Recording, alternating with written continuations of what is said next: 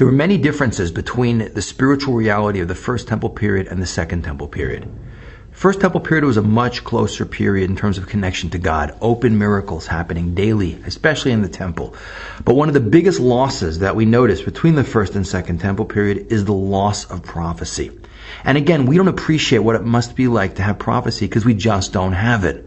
We're like people who are born blind. And we all know what you don't have, you don't miss.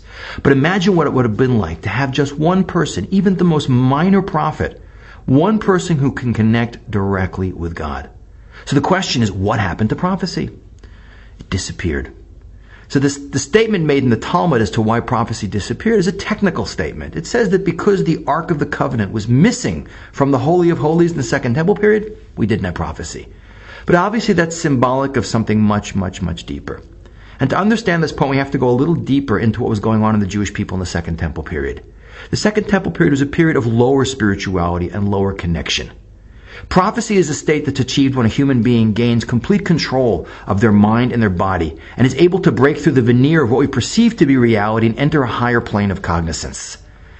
Now, anyone in theory can do this, but we see in the Second Temple period, no one was able to do it. There's even a statement in the Talmud which really, I think, elucidates clearly why we don't have prophecy from the Second Temple period onward. It says that there were definitely people who existed later in Jewish history who would have been prophets, except we didn't deserve it.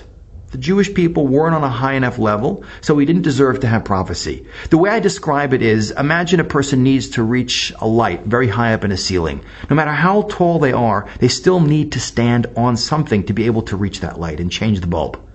So too with prophecy. When we get to the Second Temple period, it seems that the Jewish people collectively drop below a certain threshold.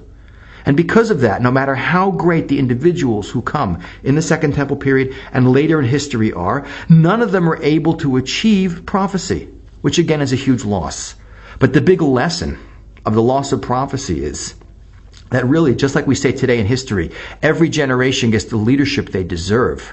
When we Jewish people don't have our act together on a high enough level, we don't get the leadership we deserve, and we don't get the spiritual connection that we deserve and could possibly have. And the biggest lesson we learn from that is if the Jewish people were to reach that level and come together and focus their energy and elevate themselves to a high enough level, that prophecy would return. And that in and of itself would further enable the Jewish people individually and collectively to reach even higher levels and create even greater prophets.